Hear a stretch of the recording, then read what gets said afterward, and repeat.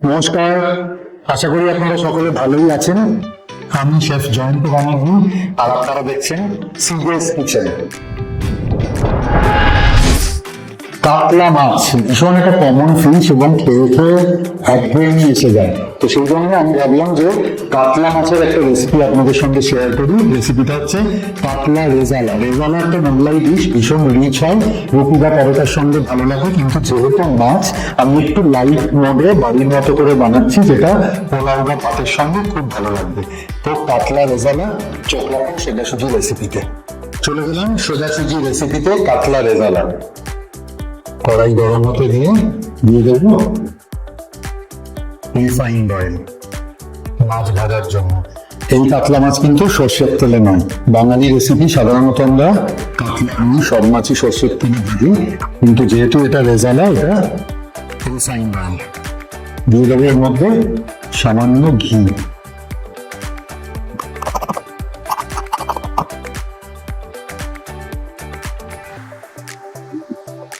তেল গরম হতে হতেই এর মধ্যে দিয়ে দেবো আন্দাজ মতো নুন, কারণ মাছে খুব সামান্য নুন দেওয়া।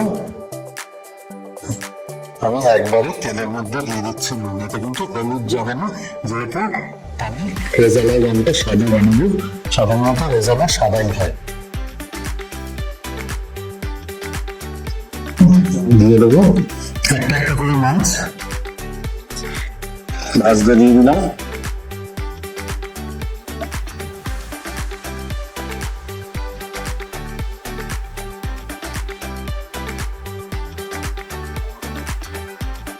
দুটো দিক লাইট ব্রাউন করে ভাজা হবে, তারপরে আমি মাছগুলো তুলে নেব। প্রত্যেকটা মাছ লাইট ব্রাউন করে ভাজা হচ্ছে।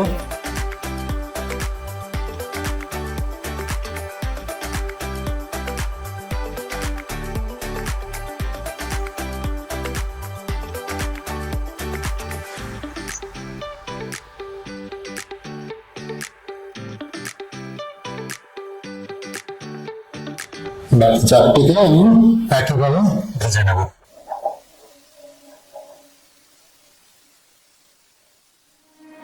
চলে যাবে রেজালার গ্রেভিতে। মাছগুলো প্রত্যেকটা লাইট ব্রাউন কালার অব্দি ভেজে আমি তুলে নিয়েছি।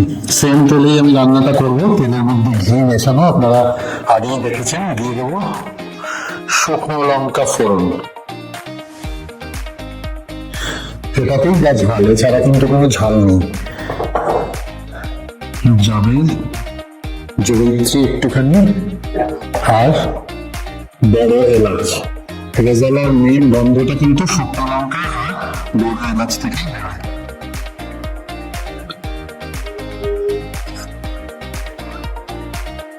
সুন্দর গন্ধ বেরিয়ে গেছে। এর মধ্যে দিয়ে দেবো গোটা গোলমরিচ,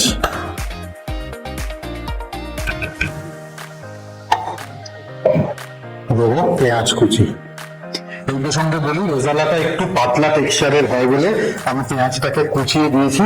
আপনারা ইচ্ছে করলে পেঁয়াজ বাটাও নিতে পারেন, এবং গরম জলে পেঁয়াজটাকে ভিজিয়ে বা গরম জলে ফুটন্ত জলে সেদ্ধ করে পেঁয়াজটা ব্যবহার করতে পারেন, মানে সেটা করতে পারেন। খেয়াল রাখতে হবে যে কোনোটার রঙই যেন খুব ব্রাউন বা ইয়েলোইশ না হয়, কারণ রেজালার রঙটা কিন্তু সাদা হবে।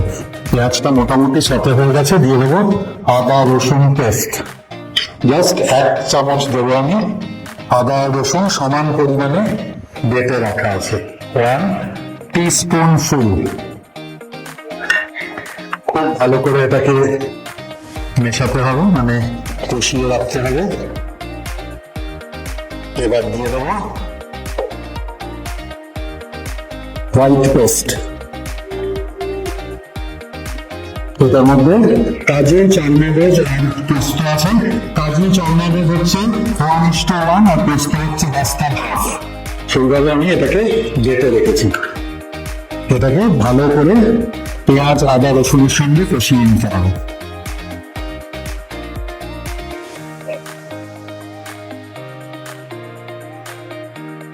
খুব ভালো করে কষে গেল, দিয়ে দিতে হবে পরিমাণ মতো জল।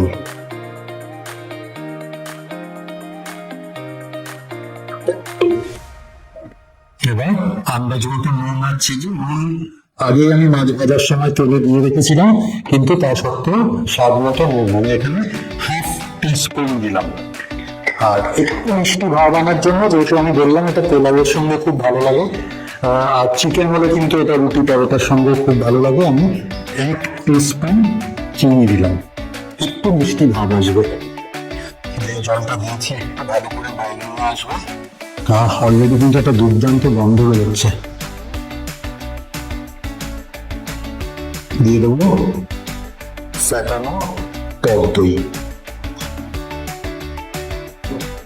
মেন কিন্তু রেজালার গ্রেভিটা দই দিয়ে তৈরি হবে। এখানে মাঝারি সাইজের 1 কাপ দিয়ে খুব সুন্দর করে ফেটিয়ে রাখা।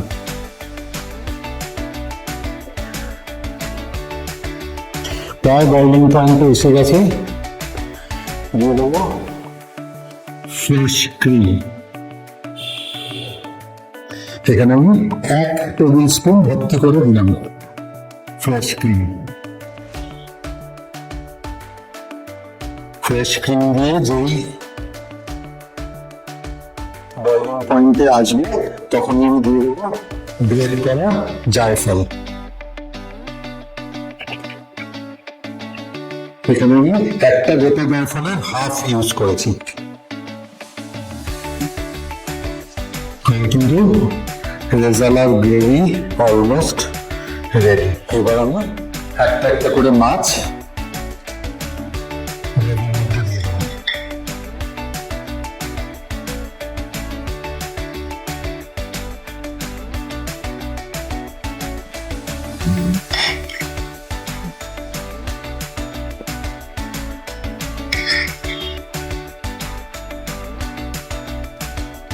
দিয়ে ভালো করে ফুটিয়ে নেব।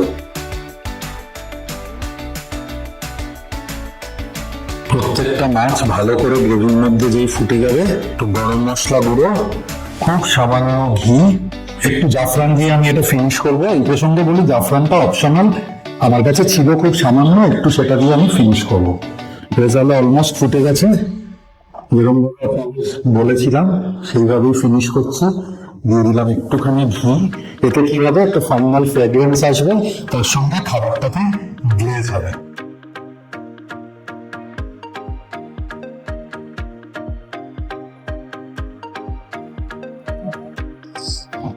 অলমোস্ট ফুটে গেছে। এবার একটা ছোট্ট ট্রিক্স আপনাদেরকে বলি, এটা আমি বন্ধ করে ঢাকা দেবো, ফ্লেভারটা এর মধ্যেই থাকবে।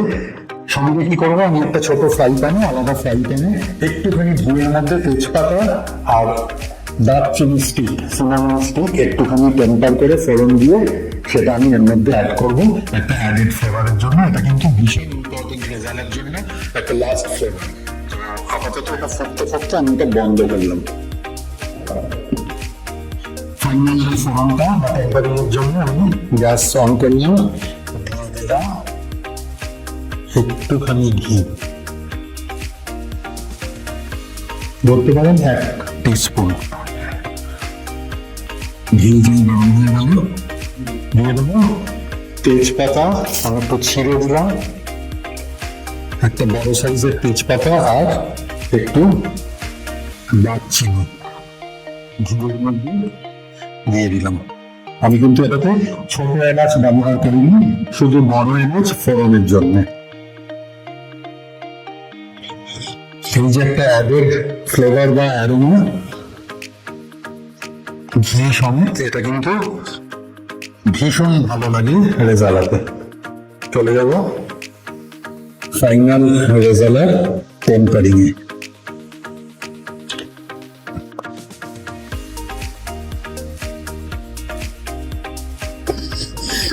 অপূর্ব গন্ধ, ভীষণ সুন্দর গন্ধ বেরিয়েছে। তেজপাতা আর দারচিনি ঘিতে ফোড়ন দেওয়া, এবং এই যে একটা ফাইনাল গ্লেজ এলো রেজালাটাতে, এটাই কিন্তু আলটিমেট ফ্লেভার। সো রেজালা আমার ডান। এবার যাবো ফাইনাল প্রেজেন্টেশন।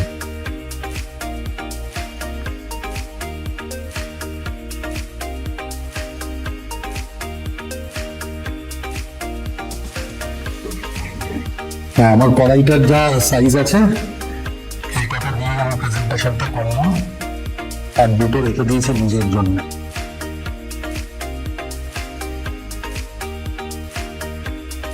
ফাইনালি ডান।